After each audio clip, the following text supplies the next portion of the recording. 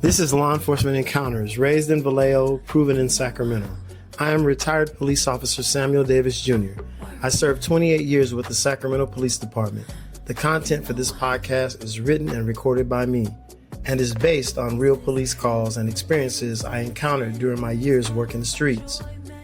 Some stories are intense, some are emotional, some are difficult to revisit, but all of them are part of a profession and a journey that helped shape my understanding of people, violence, fear, survival, and life itself.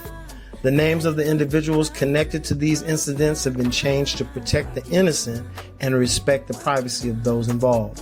These are the stories behind the badge. The name of this story is the First Homicide Call.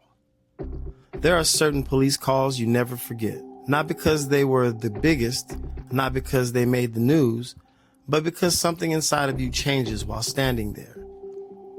This was one of those calls for me. I was still brand new on the police department at the time, a trainee, still learning the streets, still learning the job, still trying to understand exactly what being a police officer truly meant. Somewhere during my first couple of months on patrol, my training officer and I were dispatched to a shooting in one of the roughest parts of South Sacramento. Because I was still a trainee, I was not driving yet.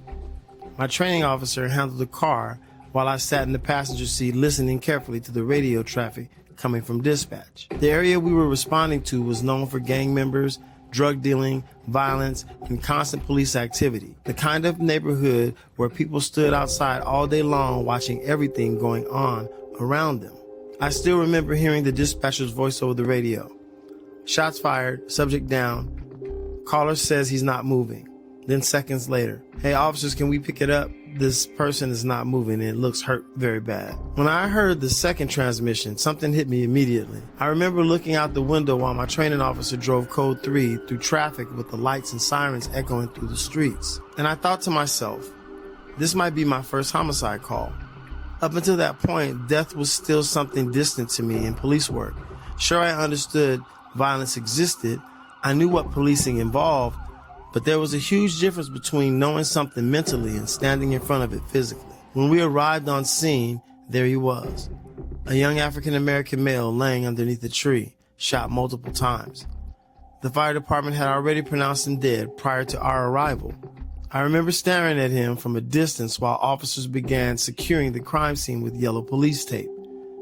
Homicide detectives had not arrived yet, so our responsibility was to preserve the scene exactly as it was. Nobody enters, nobody contaminates evidence, everything must remain sterile for investigators. But standing there as a rookie officer, it was surreal. One detail especially stayed with me. One of the bullets had struck the inside of his hand, leaving a wound that told a story without anybody speaking. It appeared he raised his hand trying to protect himself during the gunfire. That hit me hard, because suddenly this wasn't just a victim. This was a human being who moments earlier was alive, breathing, thinking, moving, and instinctively trying to survive. Now he was laying motionless beneath a tree while strangers stared from behind crime scene tape. The neighborhood quickly filled with people. In those days, that area was crowded almost constantly. Drug dealers, addicts, gang members, kids hanging out, people standing around with nowhere to really go. It wasn't unusual to have 50 to 100 people outside at one time. As I stood perimeter security, I watched everybody carefully. Every person in the crowd was potentially a witness or a suspect. I kept my sunglasses on the entire time, partly because of the sun, but honestly, partly because I was new and didn't want anyone seeing the uncertainty in my eyes. I tried to look calm, professional, like I belonged there. Inside, though, I was processing everything in real time. Some people in the crowd treated the homicide scene almost like entertainment, asking questions, whispering, speculating, watching every movement we made. But for me, there was nothing entertaining about it. A person had just lost his life, and about 45 minutes later, everything changed emotionally. A car suddenly pulled up fast near the scene. Doors flew open. Several people jumped out screaming and running towards us. It was the victim's family. I remember his mother nearly stumbling to the ground while trying to reach the crime scene tape. She was screaming his nickname over and over again. Boo, not Boo, God no. I can still hear her voice today. The family tried pushing her through the tape to get her in, and she wanted to see him, every one of them crying, every one of them screaming. completely broken emotionally. And at that moment, I learned something they never truly prepare you for in training. Sometimes policing is not about controlling criminals. Sometimes it is about standing between grief and procedure. We could not allow the family into the crime scene because preserving evidence was critical to the homicide investigation. If the scene became contaminated, it could hurt the case later in court. But understanding policy and emotionally watching a mother collapse in grief are two completely different things. One of the veteran officers stepped in beside me and began speaking calmly to the family. I watched how he handled them with patience and professionalism. I learned a lot in those few minutes without saying a word. I mostly observed. That's what I did often as a rookie. I watched seasoned officers, watched suspects, watched crowds, watched people's pain. And while standing there, another memory suddenly appeared in my mind. My grandmother's funeral. Back in 1974, my grandmother passed away suddenly from a heart attack. I was only 9 years old. But I still remember watching family members collapse emotionally during the funeral preparations. My aunt hyperventilating. She fell to the ground screaming my grandmother's name. It was, repeatedly. It was a mess. And at that age, I thought she might die too, my aunt, because just of kind of what she was doing and her actions at the time. I was a young kid. I didn't really know much. But standing at this homicide scene decades later, those memories came rushing back to me. And that was the moment I truly understood something important. Death is hardest on the living, not the victim. The living, the mothers, the sisters, the brothers, the children, the people left behind trying to figure out how life continues afterwards. That homicide call changed me. It taught me something I carried throughout my entire police career. One of the rules I always bent as a police officer was putting myself in somebody else's shoes. I know some officers avoid doing that because they believe emotions can interfere with the job, but for me, empathy keeps me balanced. I always ask myself, what if this was my family? What if this happened to someone I love? That mindset kept me human in a profession that can sometimes harden people over time. And I never wanted to become cold. I never wanted to become the type of officer who forgot people mattered. Hours later, homicide detectives completed their investigation. The coroner finally transported the victim away, and slowly the crowd disappeared. Eventually, the family left too, although I knew emotionally they would never truly leave that moment behind. But I was different after that call. I remember watching detectives turn the victim over while identifying him. That was the first time I fully realized I was looking at someone completely gone. No movement, no life, no response, just silence. And for a young rookie officer, that reality hits hard. Months later, I actually encountered the victim's sister on another call. She remembered me from the homicide scene and spoke to me about her brother.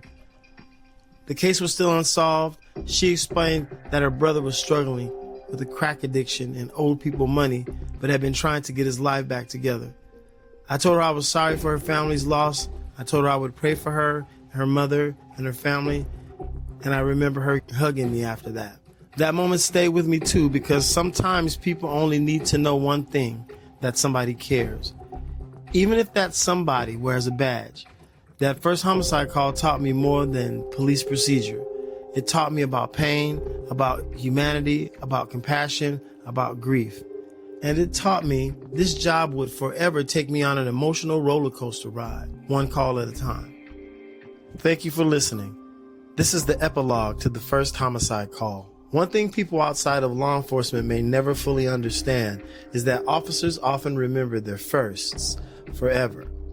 The first foot pursuit, the first violent fight, the first time hearing gunfire nearby, the first time fearing you may not make it home, and especially the first homicide. Before becoming a police officer, death is usually something most people experience from a distance.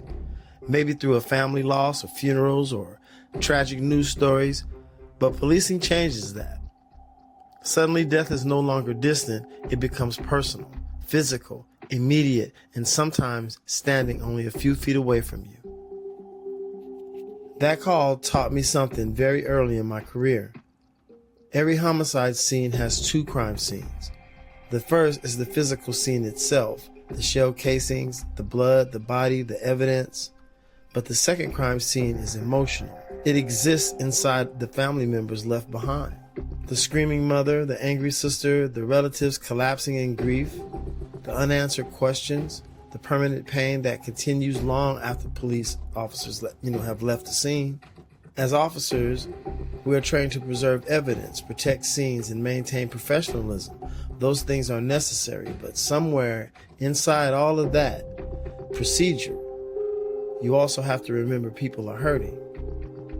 That is something I never wanted to lose throughout my career, empathy. Not a weakness, not softness, but empathy. Because once an officer completely loses the ability to feel compassion for others, part of their humanity disappears with it. That homicide scene also taught me another reality about policing.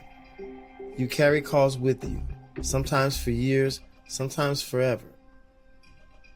Certain sounds, certain faces, certain screams from family members, certain streets, certain moments under flashing red and blue lights. They stay stored somewhere in your mind. And every once in a while, life pulls them back to the surface. That young man under the tree was somebody's son, somebody's brother, and somebody that people loved. And while the streets may eventually move on from another homicide, families rarely do. For me, that call became part of the emotional foundation of the officer I would later become.